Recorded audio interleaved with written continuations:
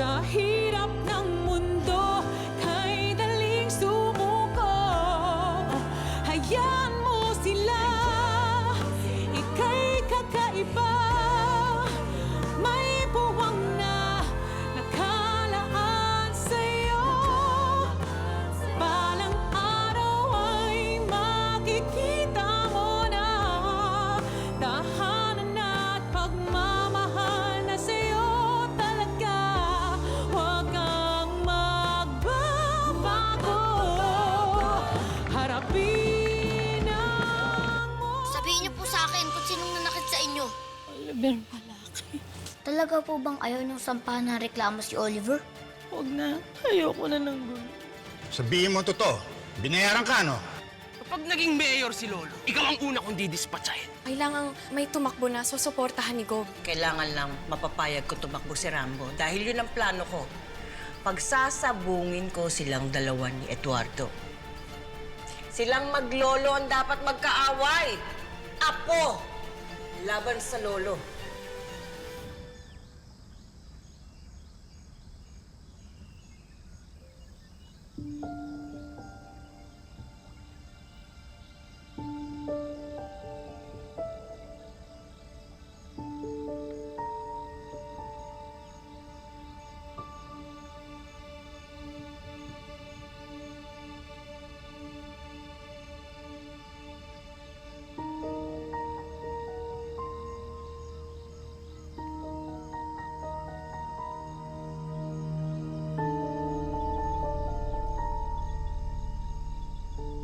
Hello?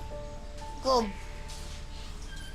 kanina pa po ba kayo dyan? Hindi, ngayon lang. Kakarating lang. Maupo po kayo. Salamat.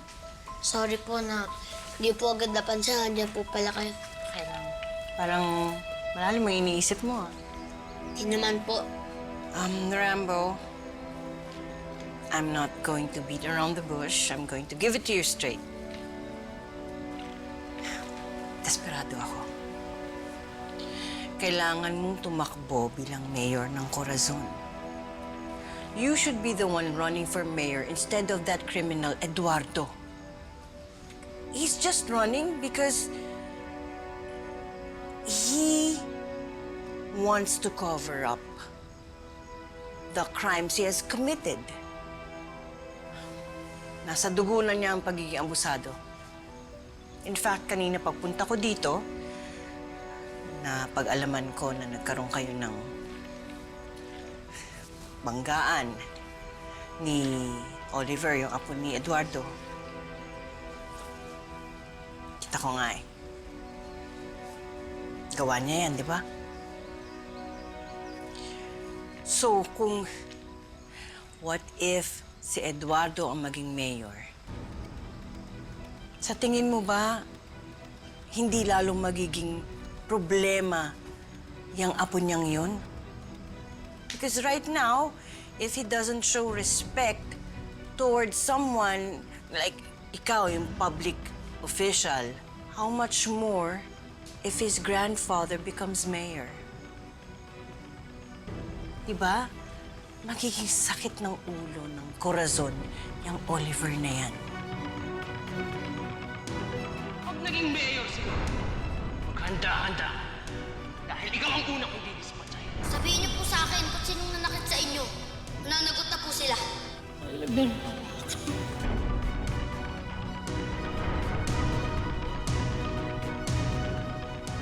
Gob, tama po kayo. Para matigil na po ang kasamaan. Tatakbo na po ako maging mayor. Salamat, Rambo. Salamat. Pinakinggan mo ko.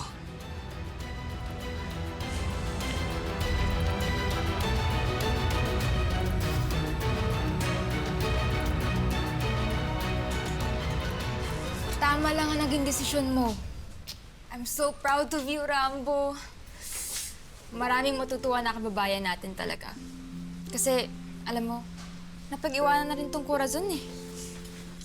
Maraming bayan dito sa Tierra Vedra na umunlad na. Pero tayo, walay pa rin. Pero boy, Alam mo naman yung sinabi ni Uncle Ben, di ba? With great power comes great responsibility. Siyempre, boy. Hindi ko makakalimutan yun. Talaga namang malaki ang responsibilidad ko pag naging mayor ako. Pero boy, hindi naman ako umaasa na mananalo akong mayor eh. Magaling din kasi yung kalaban ko eh. Alam mo boy, wala namang problema kung manalo si Sir Mayor eh. Naging mayor na din naman siya dito dati. Alam mo kung ano yung problema? Yung apo niyang mayabang. Ano kayang sasabihin ni Sir Eduardo kapag nalaman niyang magiging magkalaban kayo sa pagiging mayor? Ako, sigurado ako, sasama yung loob nun. Inaasahan ko na naman yun, boy. Kaya hindi ako magtataka kung lalo pang lalaki yung gap namin dalawa. Eh, ngayon pa lang may gap na kayo, di ba? Kasi suspect siya sa pagpatay sa tatay mo. Alam mo, boy, tingin ko, malabong magkabati pa kayo. Lalo na ngayon, pati sa politika, magkalabang kayo.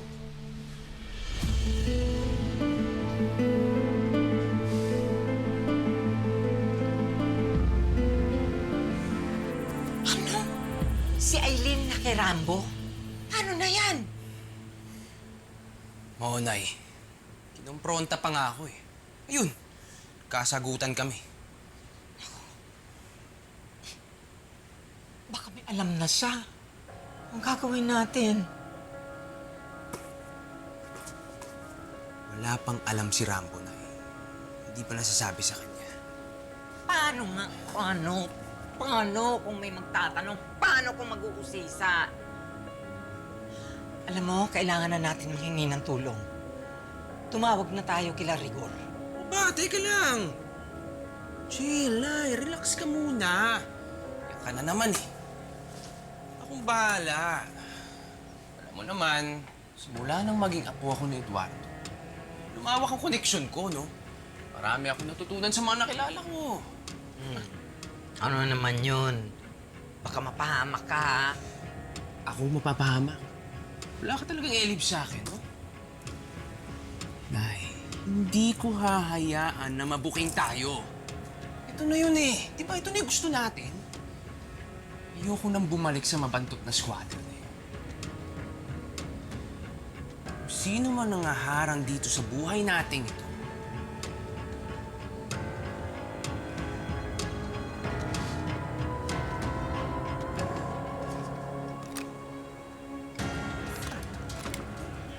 ayan, no? Nay, ito. Ito ang pagdadaanan nila. Ayan ka na naman eh. Hindi pa pinagbawalan ka na ng lolo mo na gumamit nito. Hindi mo niya malalaman, ah. Hindi nga.